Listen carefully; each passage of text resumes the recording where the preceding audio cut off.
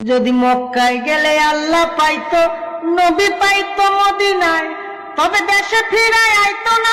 আর হজ করিতে যারা যায় ভাই, হজ করিতে যারা যায়, কেউ যায় টাকার গরমে, কেউ যায় দেশ ভ্রমণে, কেউ যায় টাকার গরমে, কেউ যায় দেশ ভ্রমণে। ধনী যায় ভাই ধনের টানে, আনিতে সোনা দানা। শুধু মসজিদ ঘরে আল্লাহ থাকে না। তুমি প্রতি বছর হজে গিয়া খরচ করো যেই টাকা, ওই টাকা গরিব রে দিলে গরিব আর থাকে কেবা, গরিব আর থাকে কেবা।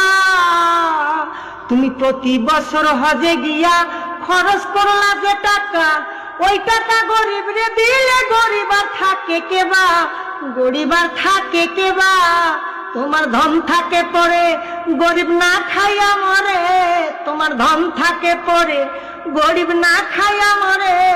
আমি উচিত কথা কইলে পরে দেশে থাকতে পারি না। মসজিদ ঘরে আল্লাহ থাকে না, শুধু মসজিদ ঘরে আল্লাহ থাকে না। মন মাওলানা। গানটি নিশ্চয়ই আপনারা শুনতে পেয়েছেন। গানের মধ্যে কিন্তু কিছু বুঝার কথা আছে এবং কিছু কথায় যুক্তি আছে। যেমন একটি কথা হচ্ছে শুধু মসজিদ ঘরে আল্লাহ থাকে না। তারপরে আরেকটি কথা বলা হয়েছে, মানে আল্লাহর ঘরে যারা হজ করতে যায় তারা অহংকারী হয় বা ঘুরতে যায় বা লোক দেখানো যায়। কিন্তু সবাই আসলে লোক দেখাতে যায় না, কিছু সহি থাকে, কিছু ভুল থাকে, কিন্তু শুদ্ধটাই বেশি। যারা যায় মন থেকে যায় তারা কিন্তু আল্লাহর কৃপা পাওয়ার জন্য, আল্লাহর সন্তুষ্টি লাভের জন্য যায়। সবাই যে একদম খারাপভাবে যায় ব্যাপারটা কিন্তু সেরকম না। তো গানে কিছু যুক্তিসঙ্গত আসলে কারণ আছে, আবার কিছু দুর্বলতা আছে গানের মধ্যে।